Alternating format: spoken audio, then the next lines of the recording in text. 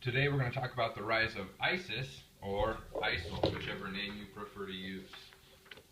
Many say that it is not sectarian violence. However, that would be a bit misleading. It does have a lot to do with the difference between Sunni and Shia, or you might also see Shiite Muslim. Make sure that you spell that one correctly if you use Shiite. So it's going to start with the country of Iraq. Now, the United States is going to invade Iraq in 2003, and it's going to start to boil down from there. Iraq is predominantly a Shia country. However, this little guy was in control from 1979 to 2003, and he was the minority, Saddam Hussein.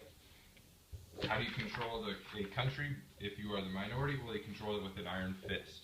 When the United States invaded in 2003, after nothing about September 11th, we did capture him.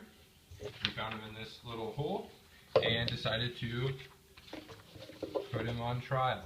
So he was trying to hide from the United States. Eventually we found him, captured him, put him on trial within Iraq, and the rest is, as they say, history. Alright, the United States, as we typically do, would not leave Iraq until we had established a safe democracy, and so we hold elections in 2005 for the first time. The winner of said elections was Jalal Talabani, who actually is a Kurd, which is a different story that we're not even going to get into today. Alright, to avoid those elections, somebody who was opposed to it was this Sunni Muslim. He did not want the Shiites to gain control, or the Shias to gain control, so he spread a bunch of fear and terror throughout Iraq, carrying out mass killings, especially bombings at that point in 2005, and we started to see the rise of Abu Musab al-Zarqawi.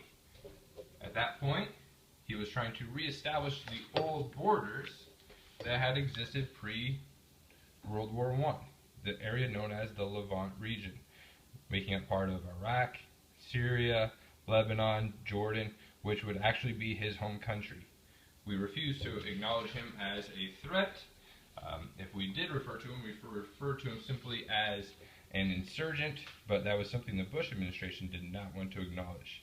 In the meantime, we started to build alliances, and this recognizable face would be Osama bin Laden, who actually started to co-op with him, and Zarqawi actually established at that point what was called Al-Qaeda in Iraq. They continued to carry out terror for the next several years, when in 2011, people throughout the Middle East started to say, we want change.